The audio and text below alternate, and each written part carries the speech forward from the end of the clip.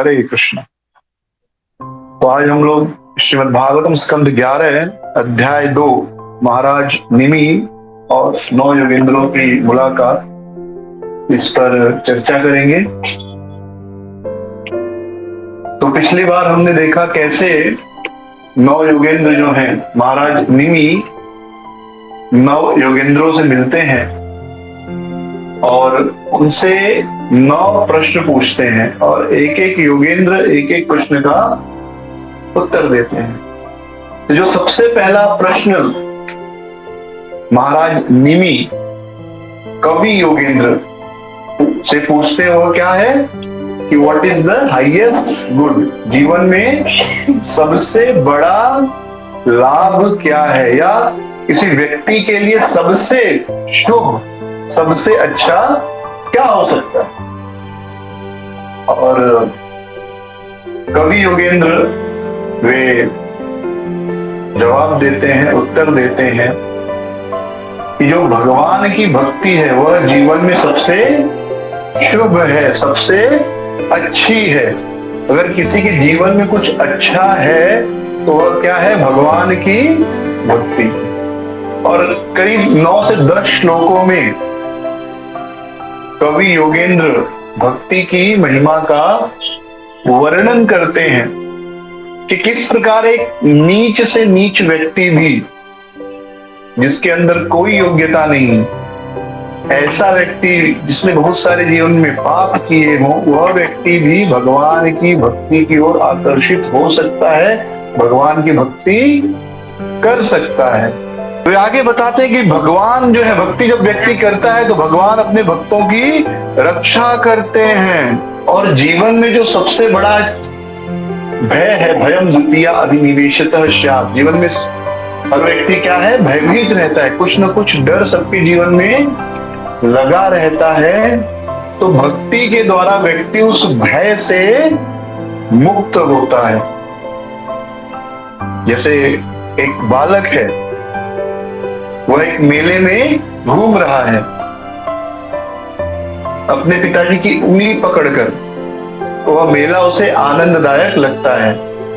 कहीं पर merry go round चल रहा है, कहीं पर गुब्बारे लगे हुए हैं और बंदूक से निशाना मारने का जो है कुछ पैसा लेते हैं और बंदूक से निशाना मारना होता है, और फिर अगर आप सही निशाना मारो तो गिफ्ट मिलता है। कहीं पर जलेबी बिक रही है, कहीं पर वड़ा पाव बिक रहा है, कहीं पर मौत का कुआं चल रहा है। कितने लोगों ने मौत का कुआं देखा है? देखा है सबने? कुआं होता है और उसमें वो बाइक चलाते हैं, एक बाइक, फिर 2 लोग, फिर 3 लोग, और बड़े स्पीड में और दीवार के ऊपर चलते हैं। 1 सेकेंड का भी मिसकम्युनिकेशन या भरोसा टूटा तो एक्सीडेंट, और कोई बचेगा नहीं, क्योंकि बहुत स्पीड में चलाते हैं। लेकिन क्या कोऑर्डिनेशन होगा, कितना भरोसा होगा एक दूसरे के ऊपर।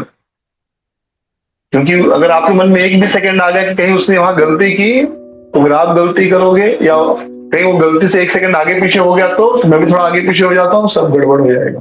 तो आपको ये मान कर चलना है कि सामने वाला बिल्कुल गलती नहीं करने वाला, आपको भी फिर उसी प्रकार चलाना है। तो दोनों को एक दूसरे पर भरोसा होना बड़ा आवश्यक है। तो कहीं पर मौत का कुआं का खेल चल रहा है और ये सारी चीजें बड़ी आनंददायक लगती है। खूब भीड़ है, पब्लिक आ रही है, जा रही है, कहीं गाना बज रहा है, कहीं पर अनाउंसमेंट हो रहा है कि किसी का बच्चा खो गया है, आ जाइए ले लीजिए। कहीं किसी का पति खो गया है, किसी की पत्नी खो गई है, वो भी अनाउंसमेंट चल रहा है। एक बार एक भागवत कथा चल रही थी तो अनाउंसमेंट हुआ कि बिहारी लाल जी जहां कहीं भी हो खड़े हो जाएं, उनकी पत्नी उनको ढूंढ रही है। तो बिहारी लाल जी तुरंत खड़े हो गए, अरे हाँ हूं।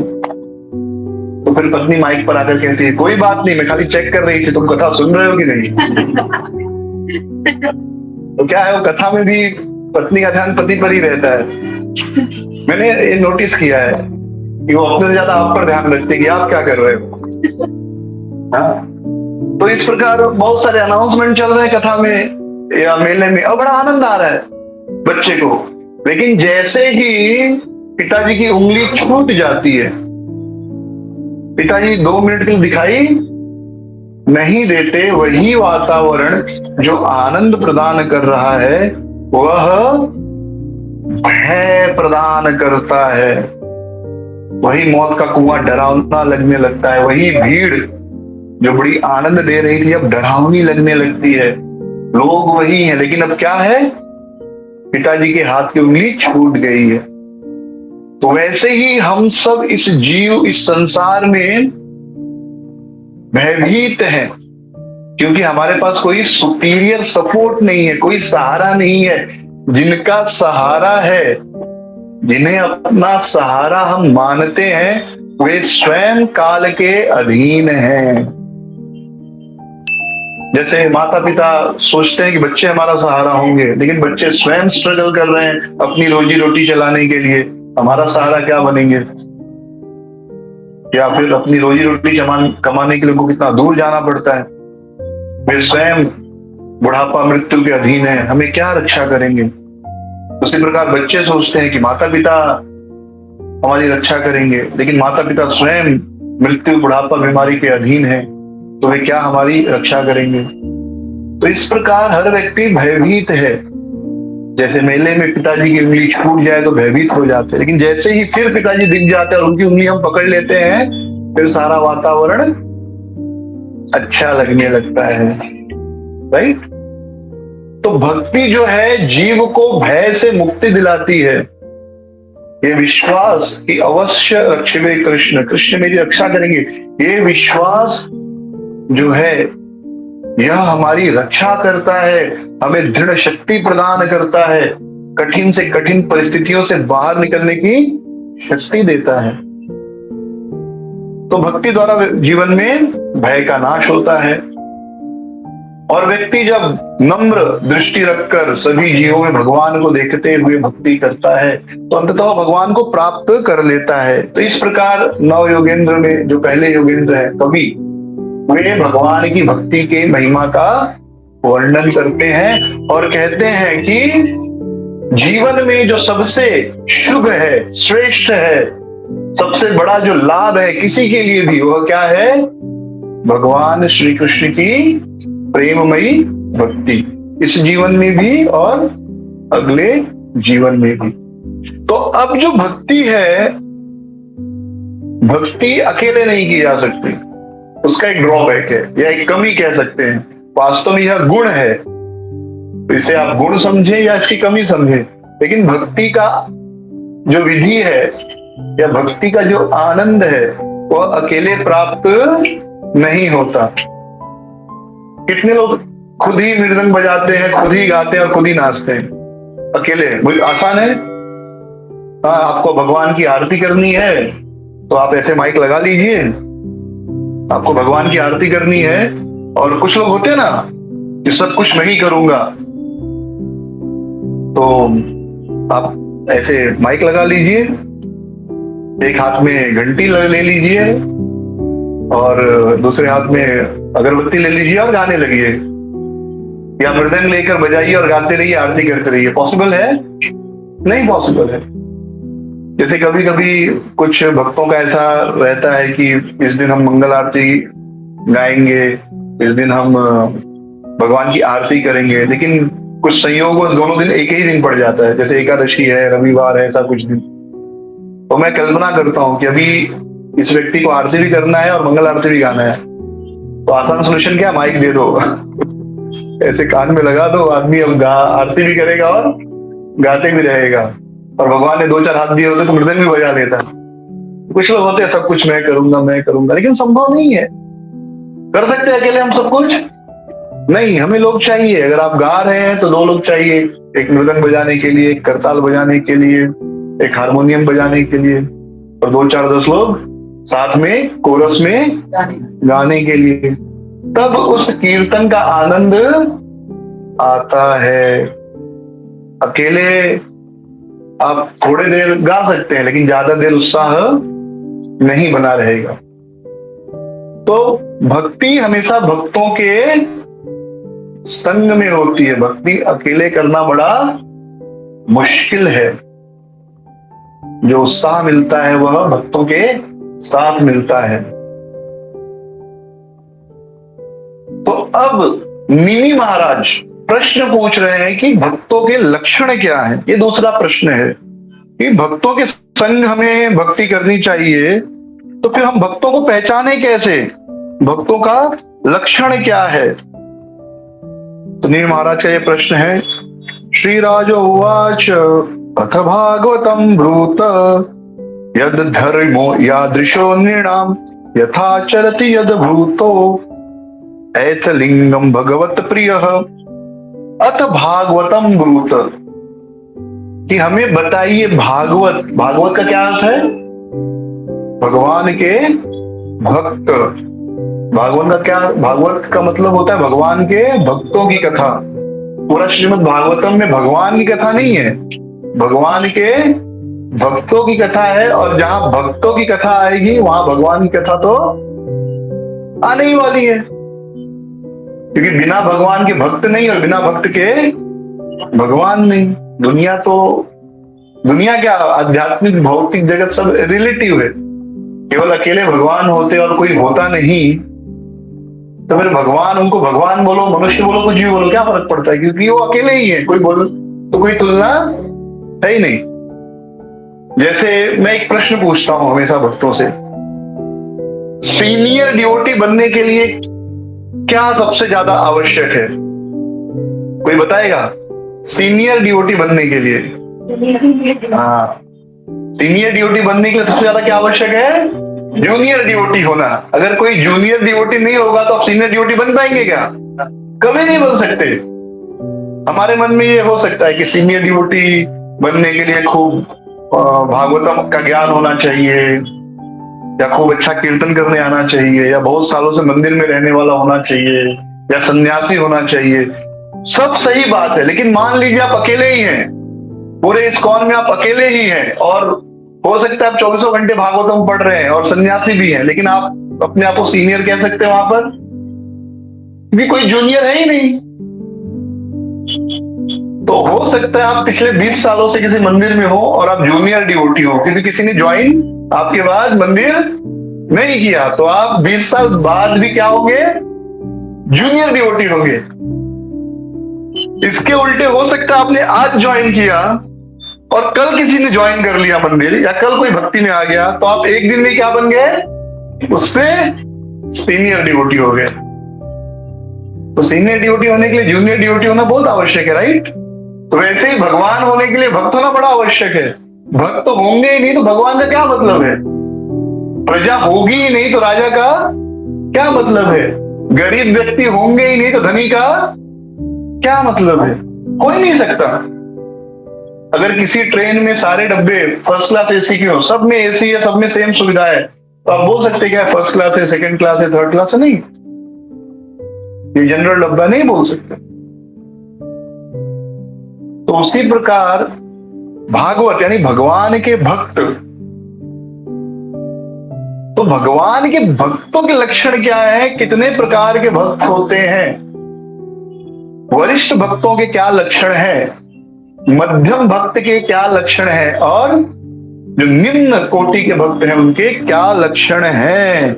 यह प्रश्न कनिष्ठ भक्त, उनके क्या लक्षण है, यह प्रश्न महाराज निमि हवि योगेंद्र से, जो दूसरे योगेंद्र हैं, पहले योगेंद्र का नाम क्या है? कवि, दूसरे का नाम है हवि, तो उनसे पूछते हैं अथ भागवतम ब्रूत, कि आप बताइए कि भागवतम ब्रूत, जो भगवान के भक्तों के अलग अलग श्रेणियां हैं वो कौन सी हैं? उच्च कोटि, मध्यम कोटि और निम्न कोटि, कनिष्ठ भक्त, मध्यम भक्त और उत्तम भक्त, इनके क्या लक्षण है, बताइए इनके बारे में। यद धर्मो, और उनका धर्म क्या है? धर्म का क्या अर्थ होता है? धर्म का अर्थ होता है जिम्मेदारी, ड्यूटीज, ये वास्तविक धर्म का अर्थ होता है। प्रिस्क्राइब्ड ड्यूटी केवल वैदिक साहित्य में, सनातन धर्म में ही आपको धर्म का यह अर्थ और जो है वह बताया गया है। जैसे हम कहते हैं ना मातृधर्म, पितृधर्म, ये माता के प्रति आपका धर्म है, ये पिता के प्रति आपका धर्म है, यह अपने बच्चों के प्रति आपका धर्म है। तो धर्म का अर्थ होता है अपनी जिम्मेदारी। तो जो भगवान के भागवत भक्त हैं उनकी जिम्मेदारियां क्या है, कृपया बताइए। और यादृशः, और उनकी प्रकृति क्या है, कैसे हम जान सकते हैं उनको, उनके स्वभाव को कैसे जाने। और लिंगे है भगवत प्रिय, और उनके ऐसे लक्षण जिसके द्वारा वो भगवान के प्रिय बनते हैं। हमें किसी का प्रिय बनना है तो कुछ हमारे अंदर गुण होना चाहिए, राइट। जैसे आजकल आईपीएल चल रहा है, 2 महीने चलेगा पूरा, आई थिंक अप्रैल और पूरा मई, पता नहीं। वही मैच, आप कोई भी शुरुआत होता है तो वही 0 रन से शुरू होता है, और फिर जैसे अगर 2020 है तो 180, 190, 200, 210 पे खत्म हो जाता है, बराबर 220। हर मैच वही से शुरू होता है और अंतिम में वहीं पर खत्म हो जाता है। पता नहीं उसमें क्या देखना है। 0 से शुरू हुआ और वो बड़ा संघर्ष करके कोई 150 बना लिया, कोई 200 बना लिया। फिर अगला मैच फिर कहां से शुरू होगा, 0 से शुरू होगा, 10, 20, 50, 100, 150, 200, फिर खत्म। उसी को लोग सवेरे 8 बजे से लेके 12 बजे तक देखते हैं रात के। हाँ, 8 से 12 चलता है, राइट। 8 बजे शुरू होता है ना, 8 बजे शायद शुरू होता है, और उसके 2 घंटे पहले ही शुरू हो जाता है शायद। जैसे जब वर्ल्ड कप होता था तो मैचेस के 2 घंटे पहले, 1.5 घंटे पहले ही डिस्कशन शुरू हो जाते थे। जैसे हम भागवत के एक श्लोक पर चर्चा करते ना, वैसे वो 1.5 घंटे चर्चा होती थी, मैच शुरू होने के पहले, मैच के बीच में और मैच होने के बाद। और लोग देखते भी हैं, क्या देखते हैं मुझे समझ में नहीं आता। ठीक है, क्रिकेट जब खेल चल रहा है थोड़ा एक्साइटिंग होगा, लेकिन उसके पहले और उसके बाद तो क्या देखना है उसमें। तो किसी का प्रिय बनने के लिए कुछ गुण होना चाहिए। तो क्रिकेट में जैसे कोई कैसे किसी का प्रिय बन जाता है, अब आखिरी बॉल है, 6 रन की जरूरत है, और किसी ने उस आखिरी बॉल पर सिक्सर मार दिया, तो जितने क्रिकेट लवर्स है उनका वो क्या बन जाता है, प्रिय बन जाता है। ऐसे ही हीरोज बनते हैं ना क्रिकेट के। आखिरी का ओवर है, 6 बॉल में कुछ 18 रन चाहिए, 25 रन चाहिए, और जो आखिरी का बैट्समैन होता है वो बना देता है, और इस प्रकार वो सबका क्या बन जाता है, प्रिय बन जाता है। अगले दिन न्यूज़पेपर में बड़े बड़े आर्टिकल्स छपेंगे, पूरे टीवी में चलेगा, चमत्कार कर दिया, और क्या क्या न्यूज लिखते हैं। या आखिरी ओवर में 3-4 विकेट बाकी है और केवल 8-10 रन चाहिए, 5-6 रन चाहिए, तो बॉलर ने आखिरी के 6 बॉल में आखिरी सबको आउट कर दिया, या वो 5 रन नहीं दिए, तो बॉलर प्रिय बन जाता है सबका। यानी कुछ गुण होते हैं जिसके कारण कोई किसी का प्रिय बनता है। सत्य कि नहीं, ऐसे कोई किसी का प्रिय बन सकता है क्या? नहीं। प्रिय बनने के लिए हमारे अंदर कुछ गुण होने चाहिए। कोई व्यक्ति बहुत सुंदर गाता है, बहुत सुरीला गाता है, इसलिए वो किसी का प्रिय बन जाता है। कोई अच्छा बोलता है, मधुर बोलता है, इसलिए वो किसी का प्रिय बन जाता है।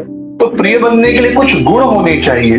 तो महाराज निमि प्रश्न पूछते हैं कि जो भागवत भक्त हैं उनके क्या ऐसे गुण हैं जिससे वो भगवान के प्रिय बन जाते हैं। ऐरलिंगे यानी जो दृश्य दिखाई दे, गुण जिससे वे भगवत प्रिय, भगवान के प्रिय बन जाए।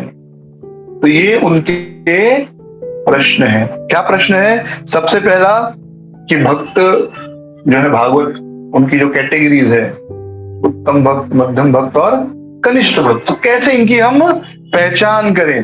फिर उनका यद धर्म, उनका धर्म क्या है, और फिर या दृश्यनाम, वे एक दूसरे से या बाकी लोगों के साथ कैसा व्यवहार करते हैं। एक बड़ी महत्वपूर्ण बात है। जैसे श्री प्रभुपाद जी कहते थे कि वैष्णव इज अ परफेक्ट जेंटलमैन। वैष्णव मतलब वो एक सभ्य व्यक्ति होता है, यानी कहीं पर भी जाएगा तो उसके कारण किसी को कष्ट या दुख नहीं होगा। वो ऐसा नहीं कि घर में सब सो रहे हैं और माला लेके जोर जोर से कीर्तन करने लगेगा, सबकी नींद खराब हो जाएगी, सब डिस्टर्ब हो जाएंगे, रात को 12 बजे जप करने लगेगा। नहीं नहीं, यही कलियुग का धर्म है, कली काले धर्म कृष्ण नाम संकीर्तन। आप सब सो रहे हो, माया के अंधकार में, माया की निद्रा में सो रहे हो, उठो। ऐसे नहीं, वो किसी को कष्ट नहीं देगा। परफेक्ट जेंटलमैन है, जहां तक संभव है वो किसी को कष्ट नहीं देगा, लोगों को कष्ट से बचाने का प्रयास करेगा, अपनी भक्ति इस तरह करेगा कि वो किसी को कष्ट न दे। ऐसा रोड जाम करके कीर्तन नहीं करते भक्त लोग, देखा आपने? पूरा रोड छेक लिया, यहाँ बेचारे आधे घंटे लोग लाइन में खड़े हैं, परेशान है रोड पर, और यहाँ आप कह रहे हो कि हम तो ऊपर वाले की पूजा कर रहे हैं, और वहां लोग आपको गालियां दे रहे हैं। आपने रोड जाम कर ली है, पीछे ट्रैफिक लग गया 1 घंटे का, सोचिए वो ट्रैफिक कितना, किसी को हॉस्पिटल जाना होगा, किसी का स्कूल का टाइम एग्जाम चल रहा होगा, किसी की इमरजेंसी कुछ होगी, किसी का डिलीवरी हो रहा होगा, किसी को हार्ट अटैक आया होगा, सब रुके और आप रोड रोक कर क्या कर रहे हो? ऊपर वाले की पूजा कर रहे हैं। आपको लगता है अगर ऊपर वाला है तो आपसे खुश होगा आई करके?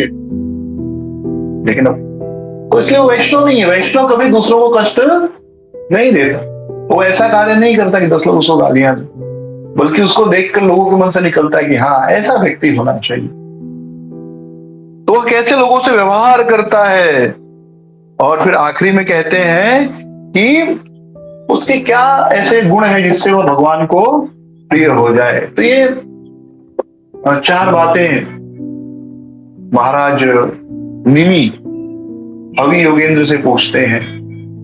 तो अब अगले 8 से 10 श्लोकों में बहुत सुंदर रूप से हवि योगेंद्र भक्तों की 3 श्रेणियां, उत्तम अधिकारी, मध्यम अधिकारी और कनिष्ठ अधिकारी, इनका वर्णन करेंगे। और इसके बाद शुद्ध भक्ति क्या होती है, यानी उत्तम अधिकारी जो भक्ति करता है वह किस प्रकार की है, उसका वर्णन करते हैं। श्री हरिर्वाच सर्वभूतेषु यः पश्यद भगवद भावन आत्मनः भूतानि भगवति आत्मनि एष भागवतोत्तमः। सर्वभूतेषु यः पश्यद, सर्वभूतेषु सभी जीवों में, यह पश्यद जो देखता है, किसको देखता है? भगवद भावम आत्मनः, वो सभी जीवों में देखता है कि परम भगवान उसके हृदय में परमात्मा के रूप में वास कर रहे हैं। चाहे वह चींटी हो, चाहे मनुष्य हो, चाहे मुर्गी हो, मुर्गा हो, बकरी हो, वह सभी जीवों के अंदर किसको देखता है? परम भगवान को देखता है। और भूतानि भगवती आत्मनि एष भागव उत्तमः, और इस प्रकार वह सभी जीवों को भगवान से संबंधित देखता है। तो वह क्या है? भागवतों में, यानी भगवान के भक्तों में सबसे उत्तम है। तो यहां पर यह नहीं कहा गया कि जो बहुत बड़ा टीका लगाता है, जिसकी बहुत बड़ी शिखा होती है, जो धोती कुर्ता पहनता है, या जिसका लाल धोती कुर्ता होता है, या जो सन्यासी होता है, वह भागवत उत्तम है, ऐसा नहीं कहा गया है। क्या कहा गया है? कि जो सबके अंदर भगवान को देखता है और इस प्रकार पूरी सृष्टि को भगवत भावना भावित देखता है कि पूरी सृष्टि में भगवान का वास है, वह व्यक्ति भागवतों में सबसे उत्तम है, सबसे श्रेष्ठ है। तो भक्ति के कारण सृष्टि नहीं बदलती, भक्ति हमें क्या? दृष्टि हमारी बदलती है। भक्ति से क्या बदलती है? दृष्टि, ना कि सृष्टि। तो यहां पर दृष्टि की बात चल रही है। सर्वभूतेषु यः पश्येत्, जो देखता है, यानी भागवतम पढ़कर, भगवत गीता पढ़कर हमें कैसे दुनिया को देखना है, यह हम सीखते हैं। आप यह मत सोचिए कि आप भगवत गीता पढ़ेंगे, श्रीमद् भागवतम पढ़ेंगे तो गर्मी में आपको गर्मी लगनी बंद हो जाएगी। नहीं, अप्रैल मई के मौसम में भागवतम पढ़ने से ठंडी का एहसास नहीं होगा, शरीर को गर्म ही लगेगा। नवंबर दिसंबर महीने में भागवतम पढ़ने से आपको गर्मी का अनुभव नहीं होगा, ठंडी ही लगेगी। तो स्वेटर पहन के ही तो भागवतम पढ़िए। या बारिश में आप भागवतम पढ़ेंगे तो बारिश बंद नहीं होने वाली है, और छतरी की आवश्यकता पड़ेगी। तो भागवतम हमारी सृष्टि को नहीं बदलता। सृष्टि तो जैसी है, भगवान ने जैसी बना दी है, दुखालय अशाश्वतम वाली, वैसी ही रहेगी। जैसे आप लोगों ने, अब तो शायद कोई फॉलो नहीं करता है, लेकिन जनरली समय के हिसाब से, मौसम के हिसाब से डाइट बदलना चाहिए। ये बात कितने लोगों को पता है? मौसम के हिसाब से अपना भोजन बदलना चाहिए, बस इतने लोगों को ही पता है। बाकी लोग साल भर एक ही खाना खाते हैं क्या? नहीं, हम लोग एक्चुअली बॉम्बे में तो एक ही खाना खाते हैं। आजकल लोग गर्मी में भी सूरन क्या बोलते हैं, यानी गर्मी में भी वही सब्जी, बारिश में वही, जो अगर मिल रहा है तो खाते। लेकिन ठंडी के मौसम का भोजन अगर आप गर्मी में खाएंगे तो नुकसान करेगा।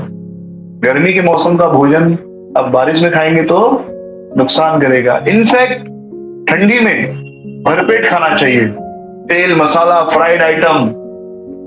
इसलिए जब ठंडी शुरुआत होती है उस समय गोवर्धन पूजा प्रारंभ होती है, राइट? गोवर्धन पूजा कब प्रारंभ होती है? ठंडी के समय ना, नवंबर में सभी गोवर्धन पूजा होता है, राइट? अन्नकूट लगता है भगवान को, सब प्रकार का भोजन, हाँ, समोसा वड़ा पूरी, इतना तेल मसाला वाला चीज है, अलग अलग प्रकार की मिठाइयां।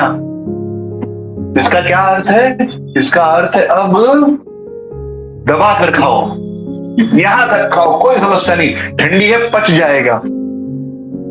लेकिन फिर शिवरात्रि आती है, गाजर का भोग लग जाता है शिव जी को।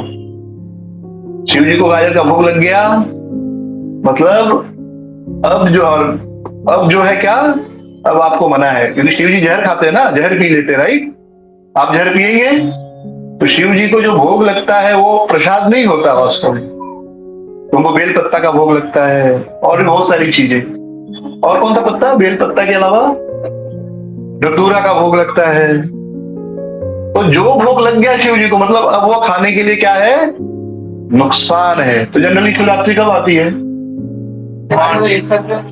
मार्च में। यानी अब ठंडी का मौसम गया, अब ये चीजें जो अब तक खाए थे आप, गाजर का हलवा, ये वो सब बंद करो। अब आपको क्या है? तपस्या करनी है। अब गर्मी शुरू हो रही है, तो ठंडी में भरपेट खाते हैं, गर्मी में एक्चुअली जो है आधा पेट खाना चाहिए, या 3/4 कह सकते हैं, पर आधा बेस्ट है। आधा खाओ, आधा पानी पियो।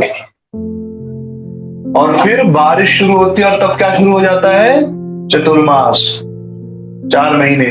चतुर्मास तपस्या का समय है, तपस्या में एक ही टाइम खाया जाता है, राइट? तो चतुर्मास हमें बता रहा है कि अब भाई एक ही टाइम खाओ। क्यों? क्योंकि बारिश मतलब गर्मी ठंडी, गर्मी ठंडी, किसी दिन गर्म है किसी दिन ठंडा है।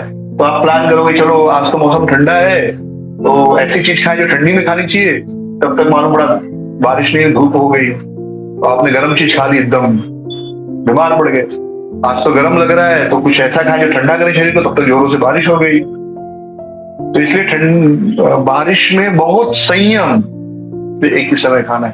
तो आप एक खाने के सिस्टम में सेट होते हो, तब तक ऋतु बदल जाती है। फिर दिमाग लगाना आप क्या खाएं। तो पहले इतना कठिन नहीं था, क्योंकि ऋतु के अनुसार सब्जियां उगती थी, फसलें उगती थी, तो बड़ा आसान था कि भाई अब ये मौसम में ये मिल रहा है तो यही खाना है। लेकिन अब ऐसा नहीं है। अब तो बॉम्बे में आपको पूरे साल भर अंगूर भी मिल जाएंगे, साल भर आम भी मिल जाएगा, कोई ऐसी चीज नहीं जो लगभग साल भर नहीं मिले। कुछ चीजों को छोड़ दो तो आज सारी सब्जियां साल भर मिलती हैं, तो समझ में ही नहीं आता क्या खाना है क्या नहीं खाना है। गाजर साल भर मिलता है, जबकि गाजर गर्म होता है। तो आप एक में सेट होते हो, तब तक दूसरा शुरू हो जाता है, कंफ्यूज हो जाते हो कब बदलना है, राइट? तो दुखालय तो भगवान ने बना दिया, तो सृष्टि नहीं बदलने वाली, दुनिया नहीं बदलने वाली, ये चलेगा। आप ठंडी के मौसम में कंफर्ट होने लगे, तब तक गर्मी शुरू हो जाएगी। हाँ, तो एसी बनवाओ, 4 महीने एसी यूज नहीं किया, एसी का कंबल अंदर रखो, कंबल रजाई सब वापस। बंबई में तो नहीं इतना फर्क पड़ता, गाँव में कंबल रजाई निकलती है नवंबर में, फिर फरवरी मार्च में फिर टूटना शुरू हो जाता है जो ट्रंक होता है, फिर गर्मी की तैयारी शुरू होती है, फिर बारिश की तैयारी शुरू होती है, फिर ठंडी की तैयारी। तो सृष्टि नहीं बदलने वाली है। आप कभी सेटल नहीं हो सकते इस भौतिक संसार में, आप कभी सेटल नहीं हो सकते। अगर आप सोचते हैं कि मैं अब सब सेट हो गया, ऐसा कभी नहीं होता। माता पिता की जिंदगी अच्छी चल रही है, बच्चे के साथ जीवन अच्छा चल रहा है, बच्चे तब तक बड़े हो जाते हैं, उनकी नौकरी धंधा लाइफ फिर ऊपर नीचे हो जाती है। कोई अमेरिका चला गया, कोई कनाडा चला गया, कोई यूपी चला गया, सॉरी यूपी कौन जाता है, नहीं यूपी जाते हैं अब, बिहार चला गया, बिहार कोई नहीं जाता, बिहार कितने लोग नौकरी करने जाएंगे। तो लाइफ ऐसे कभी अनसेटल हो जाती है। हम सबकी लाइफ ऐसी हुई ना, इसकी लाइफ सेटल्ड रही है क्या? 4-5 साल के होते हैं तो थोड़ा सा होता है कि ठीक है अब स्कूल में पढ़ाई है, माँ बाप जो है पैसा भर रहे हैं, ट्यूशन फीस भर रहे हैं, अपने को क्या करना, स्कूल जाना है, पढ़ाई करना है, वापस आना है, बस इतना ही। पर ऐसे लाइफ चलती है क्या? तब तक मालूम पड़ता है 10वीं का एग्जाम आ गया, स्पेशल कोचिंग, तब तक 12वीं, तब तक डिग्री आ गया, चलो खुद कमाओ, हो गया पढ़ाई, माँ बाप बोलेंगे भाई अब हमारा काम पूरा हो गया। तो आप कभी लाइफ सेटल नहीं होती। तब तक शादी होगी, आप थोड़ा सेटल हो तो बच्चे आ गए, फिर उनको सेटल करते करते तो लाइफ कभी सेटल नहीं हो सकती। कभी आप मत सोचो कि एक दिन आएगा जब लाइफ में सब सेटल्ड हो जाएगा, मैं बड़े शांति के साथ जीवन में आनंद भोग करूंगा या भक्ति करूंगा, कुछ भी भौतिक या आध्यात्मिक, कभी सेटल नहीं होने वाला। और जब आपको लगेगा सब सेटल्ड हो गया है, बच्चों की पढ़ाई, बच्चे की नौकरी हो गई है, बच्चों की शादी हो गई है, जीवन में कुछ नहीं रहा, तब तक शरीर ही अनसेटल्ड हो जाता है, बुढ़ापा आ जाता है ना। तब तक मालूम पड़ता है पेट ने पचाना बंद कर दिया है। हाँ, तो गैस ये वो सब बुढ़ापे की स्पेशल बीमारियां हैं। घुटनों का दर्द शुरू हो जाता है, आंखों में मोतिया हो जाता है, सही है कि नहीं? और गलती से कभी गिर गए बाथरूम में तो 6 महीने बेड पे रहना पड़ता है, अरे बहुत नॉर्मल है। तो कभी लाइफ सेटल नहीं होने वाली है। कभी मत सोचिए कि लाइफ सेटल हो जाएगी एक दिन, इसलिए ये तो मत देखिए सोचिए, बल्कि ये स्वीकार कर लीजिए कि यही जीवन है, यही जीवन है कि यहाँ पर कभी कुछ सेटल होने वाला नहीं। जब ये स्वीकार कर लेंगे, जब अपनी दृष्टि बदल देंगे, अब जैसे भारत में अच्छा है, बूढ़ा बूढ़ा कुछ तकलीफ आती, लोग कहते हैं बुढ़ापे में तो नॉर्मल है, अब तो हम बूढ़े हो गए, तो ये तो अब हो गए बुढ़ापे की बीमारी, लोग एक्सेप्ट करना सीख जाते हैं। तो सृष्टि नहीं बदलेगी, दृष्टि बदलनी है। तो भागवतम हमें क्या सिखाता है? दृष्टि बदलना, देखने का नजरिया बदलना। और देखिए एक ही घटना आपको सुख में भी लग सकती है, दुख में भी लग सकती है, depending on how you see it, कैसे आप उसे देखते हैं। एक बार एक सरकारी ऑफिसर थे, वो बिल्डिंग गिर गई तो सभी लोग मर गए, बिल्डिंग में जितने लोग थे, वो अफसर बच गए। तो उनकी पत्नी ने पूछा कि अरे आप बच कैसे गए, उस बिल्डिंग में तो कोई नहीं बचा। तो उन्होंने कहा कि जब वो बिल्डिंग गिरने वाली थी उसके ठीक पहले मैं चाय पीने चला गया था तो मैं बच गया। तो पत्नी ने कहा बहुत अच्छा।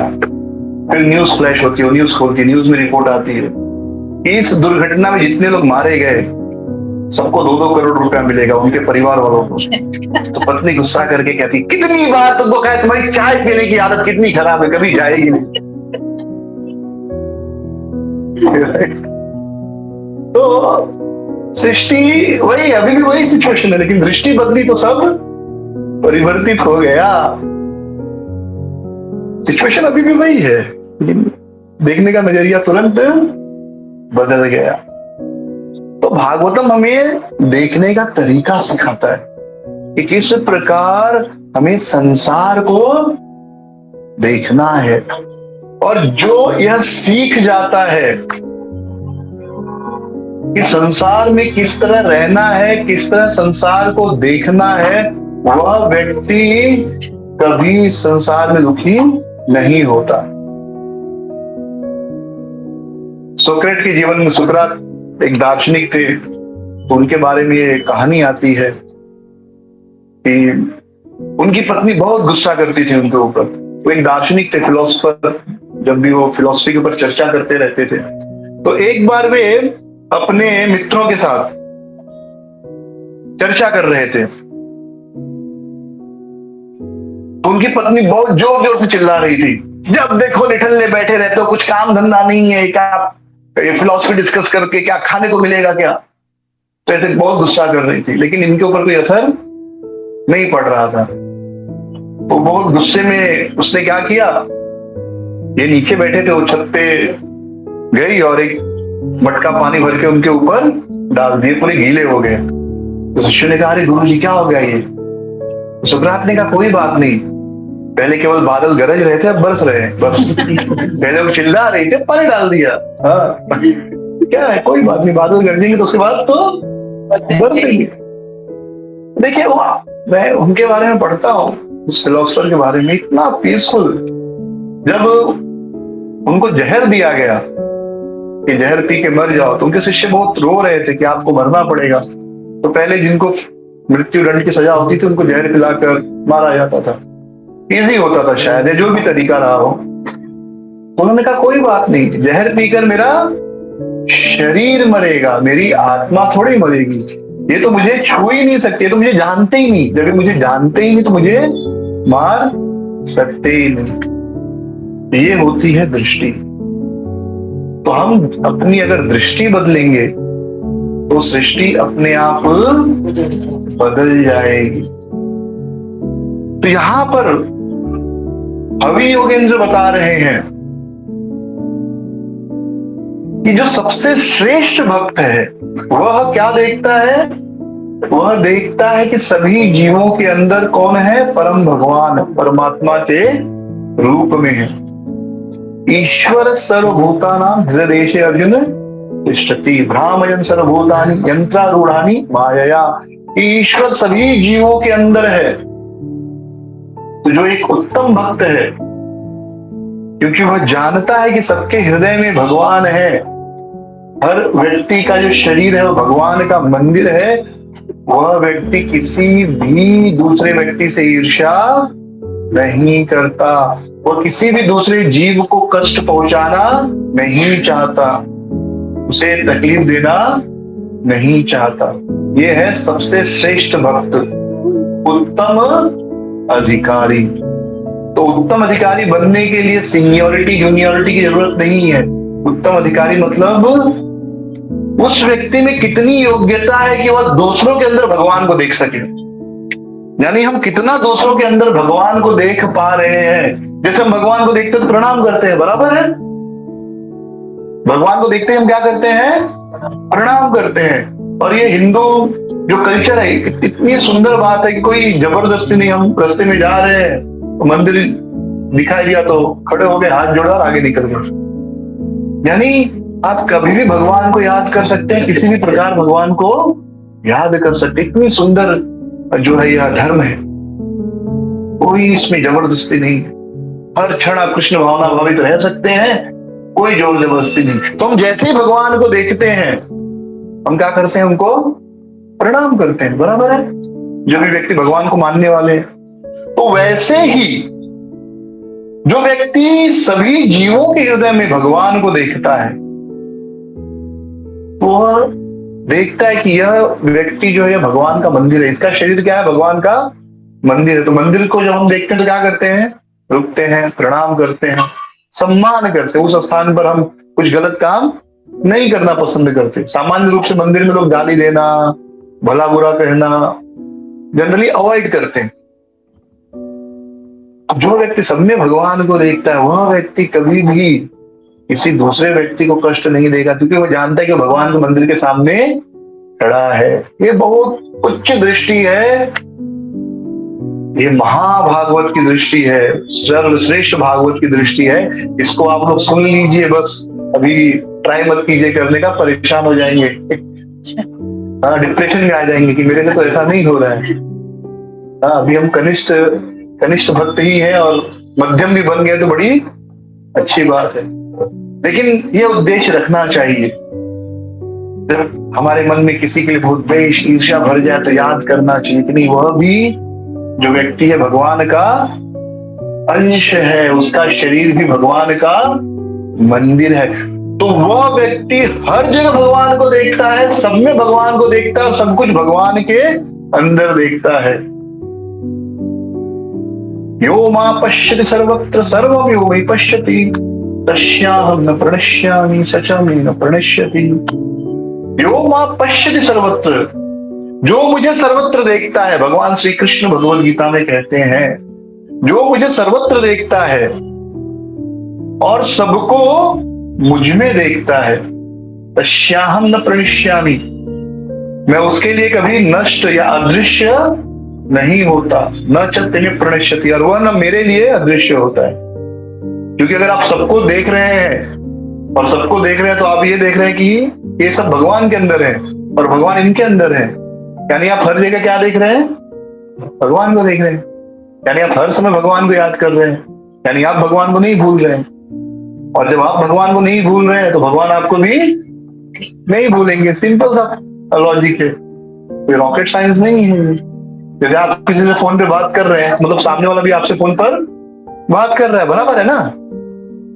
अगर आपका फोन चल रहा है तो स्पेशली वीडियो कॉल पे, ऑडियो कॉल पे तो आजकल लोग कान में लगाकर फिर अपना काम करते रहते हैं, और समझो वीडियो कॉल चल रहा है तो आप देख रहे हैं कि भाई वो मेरी बात सुन रहा है कि नहीं सुन रहा है।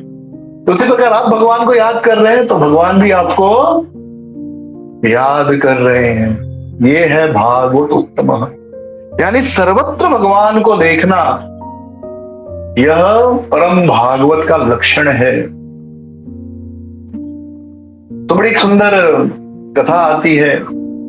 एक गुरुकुल था, गुरुकुल में कई शिष्य थे, गुरुजी उनको शिक्षा दीक्षा दिए।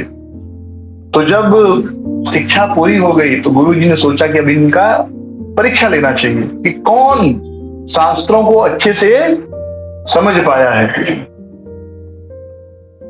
तो व्यावहारिक परीक्षा होती थी, थ्योरी एग्जाम नहीं होता था उस समय।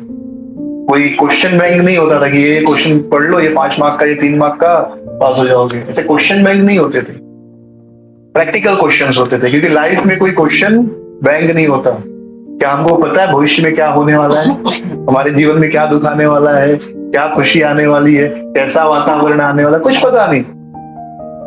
तो कैसे उस वातावरण या उस परिस्थिति से निपटे, ये शिक्षा शास्त्रों में दी जाती थी। इसलिए जो लोग बहुत पढ़ाई करते हैं वो जीवन में कुछ ज्यादा कर नहीं पाते, क्योंकि उनका सब कुछ फिक्स है। ये 5 नंबर का क्वेश्चन है, ये 2 नंबर का क्वेश्चन है, ये पढ़ाई किया तो ऐसे एग्जाम देना है, ऐसे लिखना है, इस पे इतने मार्क्स मिल जाएंगे, 100 में से 99 मार्क्स लाने तो ऐसे पढ़ाई करना है। ये सब फिक्स है, लेकिन लाइफ फिक्स नहीं है। तो बहुत पढ़े लिखे लोग बहुत होगा तो नौकरी कर लेंगे, महीने का 50,000, लाख, 2 लाख, 5 लाख कमा लेंगे, इससे ज्यादा कुछ नहीं कर सकते, क्योंकि उनको व्यावहारिक ज्ञान कुछ नहीं है। कि एक का एक आउट ऑफ बॉक्स कुछ प्रश्न आ गया तो कैसे उसका उत्तर दे। लेकिन वैदिक शिक्षा ऐसी नहीं होती थी। गुरुजी परीक्षा लेते थे, तो गुरुजी ने सबको एक एक आम दिया, सभी शिष्यों को, और सबसे कहा जाओ और यहाँ आम खा लो। बड़ी इजी परीक्षा है, राइट? इतनी आसान परीक्षा मिले तो कौन नहीं करना चाहेगा। लेकिन गुरुजी ने कहा आम खाने की एक शर्त है, आम ऐसी जगह पर खाना जहां पर तुम्हें कोई देख नहीं सके। सारे शिष्य बड़े खुश हो गए, बोले इतना बड़ा गुरुकुल है, कहीं ना कहीं छुप कर खा ही लेंगे। सारे शिष्य ढूंढने लगे जगह। तो कोई अपनी कुटिया में चला गया, दरवाजा बंद करके खा लिया, कोई जंगल में पेड़ के पीछे छुप कर खा लिया कि देखा भाई कोई है नहीं, चिड़िया नहीं, पंछी नहीं, बंदर नहीं। कोई दूर घने जंगल में चला गया, किसी ने रात होने का इंतजार किया कि रात हो जाएगी, कोई होगा भी तो नहीं देख पाएगा, बराबर। तो सबने अपनी अपनी बुद्धि लगाई और लगभग रात तक सारे शिष्य गुरुजी के पास पहुंच गए कि भाई हमने आपका दिया हुआ जो प्रश्न था उसे समाधान कर दिया है, हमने आम खा लिए हैं। एक ही शिष्य आया नहीं था। अगला दिन सुबह हो गया, वह शिष्य आया नहीं। गुरुजी ने कहा जाओ ढूंढ कर लाओ। सारे बच्चे गए ढूंढने, तो वह बालक मिला, अभी भी उसके हाथ में आम है। सारे बच्चे हंसने लगे कि अरे अभी तक आम खाया नहीं। गुरुजी के सामने उस विद्यार्थी को प्रस्तुत किया गया। गुरुजी ने पूछा अरे तुमने आम खाया क्यों नहीं? तुम्हें क्या कोई ऐसी जगह नहीं मिली जहां तुम्हें कोई देख ना रहा हो? विद्यार्थी ने कहा कि गुरुजी मैं सब जगह गया, लेकिन शास्त्रों में तो बताया गया है कि भगवान सर्वत्र है, सब जगह है। व्योमा पश्यति सर्वत्र सर्वव्योमि पश्यति, भगवान तो हर जगह है, कण कण में है। हाँ, ईश्वर सर्वभूतानां हृदयेषु अर्जुन तिष्ठति, और कहीं पर हो ना हो मेरे हृदय में तो है ही है। तो वह तो हमेशा मुझे देख रहा है, तो मैं अकेला तो कभी था ही नहीं। तो अकेले में मैं आम कैसे खाऊं? अकेला था ही नहीं तो कैसे खाऊं? तो मुझे कोई ऐसी जगह मिली ही नहीं, क्योंकि हर जगह वो मेरे साथ परमात्मा रूप में भगवान घूम रहे थे। तो गुरु जी ने कहा कि बस तुम पास हुए हो, बाकी सब लोग फेल हो गए हैं। क्यों? क्योंकि बाकी सबको लगा कि वो अकेले हैं, लेकिन वास्तव में हम कभी भी अकेले नहीं रहते। परम भगवान परमात्मा के रूप में हमेशा हमारे साथ रहते हैं, 24/7। जन्म जन्म जन्मों से कई जन्मों से अनंत जन्मों तक भगवान श्री कृष्ण परमात्मा के रूप में हमारे हृदय में है और रहेंगे। चाहे हम चींटी के रूप में हो, चाहे हम राजा बन जाए, इंद्र बन जाए, सुअर बन जाए, बिल्ली बन जाए, पेड़ बन जाए, कुछ भी बन जाए, भगवान परमात्मा के रूप में हमारे साथ हमेशा रहेंगे, हमेशा। तो ये अर्थ है महाभागवत का। महाभागवत कैसे सब जगह परम भगवान को देखता है, हर जीव में भगवान को देखता है, इसलिए वो किसी का बुरा सोच नहीं सकता, और वह इसलिए हर व्यक्ति का सम्मान करता है।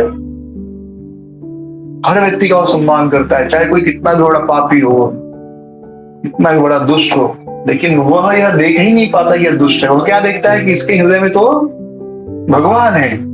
ये भागवत उत्तम, जो परम भागवत है, यह उसका लक्षण है।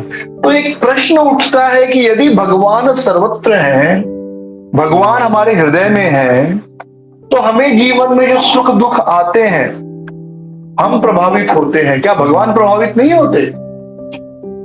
फिर भगवान भी प्रभावित होते होंगे। हमारे दुख से भगवान भी दुखी होते होंगे, हमारे खुशी में भगवान भी खुश होते होंगे। तो एक शिष्य ने अपने गुरु से यह प्रश्न पूछा कि गुरु महाराज, आप कहते हैं कि भगवान हमारे हृदय में है, हमारे साथ रहते हैं, तो क्या हमारे सुख दुख से भगवान प्रभावित नहीं होते? जब इस शरीर को दुख होता है तो मुझे दुख होता है, इस शरीर को खुशी प्राप्त होती है तो मुझे खुशी प्राप्त होती है। तो क्योंकि भगवान परमात्मा के रूप में इस हृदय में है, तो उनको भी सुख दुख मिलता होगा।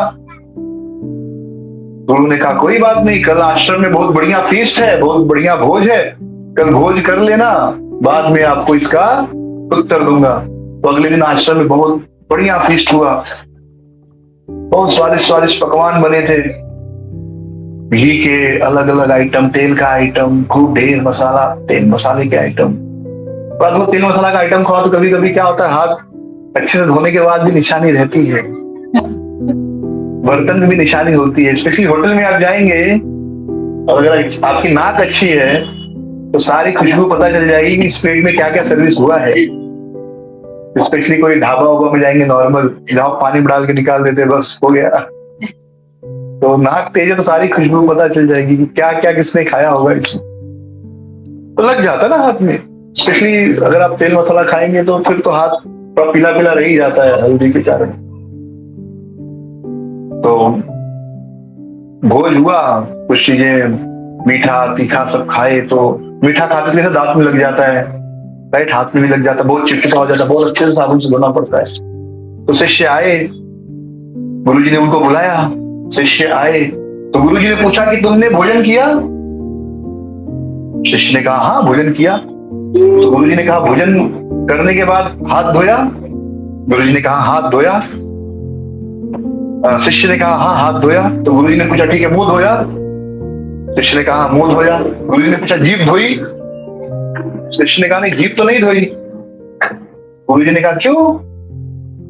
तो शिष्य ने कहा कि खाने के बाद हाथ में लग जाता है, चिपक जाता है, मुंह में भी चिपक जाता है, जीभ में कुछ नहीं चिपकता। जीभ में कुछ चिपकता है क्या? आज तक कितना लोगों ने खाने के बाद जीभ धोई है, सर्फ लेकर बढ़िया से रगड़ रगड़ के, मतलब खाने के बाद इसमें चिपका हुआ, इतना चिपचिपा था, हाथ देखो अभी भी पीला है, पूरा मुंह अच्छे से उंगली से दांत पूरा साफ करते हैं, क्योंकि चिपचिपा कुछ खा लो ना, कुछ मिठाई ऐसी होती है पूरे दांत में अटक जाता है, मुंह में लग जाता है, अच्छे से धोना पड़ता है। लेकिन जीभ कितने लोगों ने धोया है अच्छे से खाने के बाद तुरंत? ठीक है अगले दिन सुबह टंग क्लीनर से साफ करते हो, बस उतना छोड़ दो पूरे दिन में एक बार, नहीं तो कोई जीभ साफ नहीं करता। तो गुरुजी ने कहा कि देखो वही भोजन है, उसी शरीर के हिस्से में चिपक जा रहा है, हाथ में चिपक जा रहा है, मुंह में चिपक जा रहा है, लेकिन जीभ पर नहीं चिपकता। जबकि जीभ भी क्या है, शरीर का ही हिस्सा है, वो भी मांस का ही टुकड़ा है, बराबर। जीभ भी मांस से ही है ना, कुछ अलग है क्या? उसी प्रकार यद्यपि इसी शरीर में आप भी हो, परमात्मा भी है,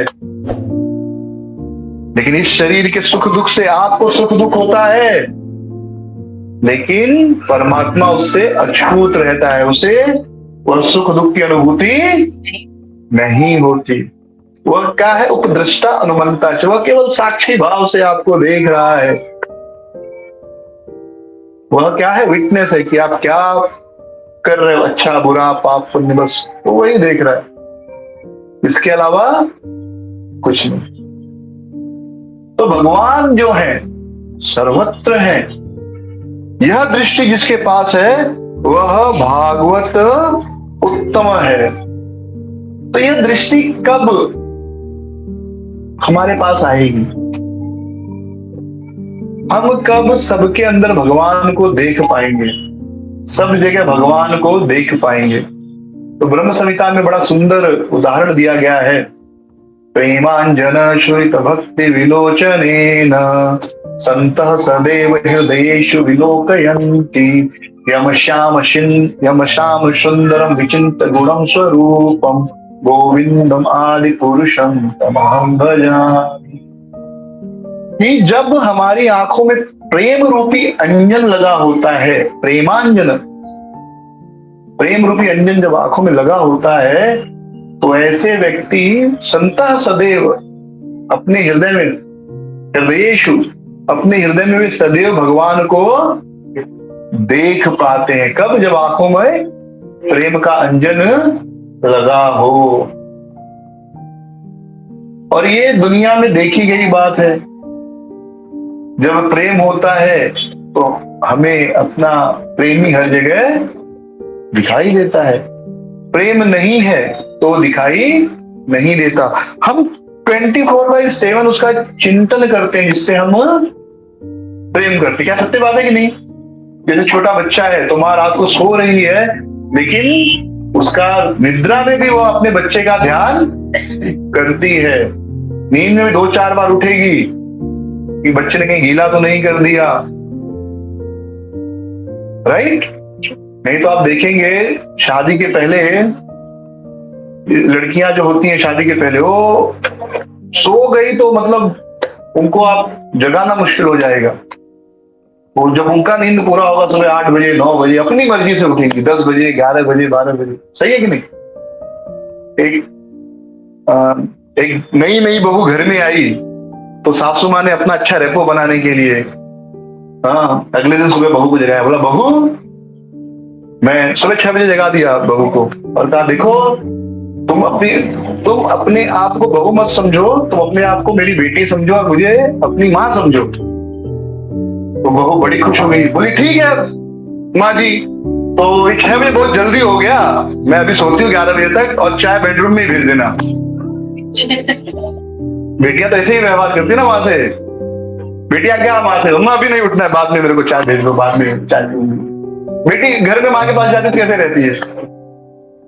तो भाई बहू, सासू माँ ने कहा कि भाई मुझे अपनी माँ समझो और खुद को मेरी बेटी समझो। तो ठीक है सासू, ठीक है, चाय 11 बजे भेज देना बेडरूम में आराम से, इतना जल्दी उठ के क्या करूंगी? तो वही स्त्री जो सुबह उसकी नींद नहीं खुलती, वही जब माँ बनती है तो कितनी भी नींद में बच्चा थोड़ा सा भी रोए या गीला कर दे, तुरंत उठ जाएगी। और भगवान उसे विशेष शक्ति देते, उस प्रेम के कारण उसके अंदर एक शक्ति आ जाती है कि उसकी नींद पूरी नहीं होती। बच्चा कभी रात को 10 बजे रोता है, कभी रात को 2 बजे रोता है। जब आपके उठने का समय होता है तब वो सोता है, जब आपके जगने का समय होता है सो जाएगा, उठने का समय होगा तब वो जगेगा, रात को सोने का समय होगा तब वो जग जाएगा। आपको 11 बजे सोने जा रहे तब उसका शुरू होता है दिन। आप जब सोगे तब वो जगेगा और जब आप जगोगे तब वो सो जाता है, ठीक है। लेकिन फिर भी माँ दोनों समय उसको मैनेज करती है। नया बच्चा 24 घंटे का काम है, 24/7। लेकिन प्रेम के कारण माँ में इतनी शक्ति आ जाती है कि वो अपने बच्चे का पूरा पालन पोषण ध्यान रखती है। ये है प्रेम। तो जब प्रेम होता है किसी से तो उसको हम हमेशा चिंतन कर पाते हैं, देख पाते हैं, प्रेमांजनम।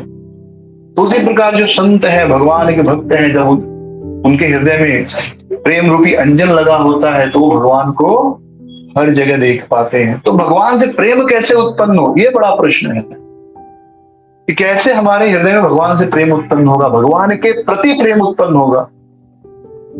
तो शास्त्रों में बड़ी सुंदर विधि दी गई है कि अगर आपको प्रेम उत्पन्न करना है तो भगवान के नाम का कीर्तन करना चाहिए, भगवान के नाम का जप करना चाहिए। हरे कृष्ण कृष्ण कृष्ण हरे हरे, हरे राम राम राम हरे हरे। तो सबको रोज जप करना चाहिए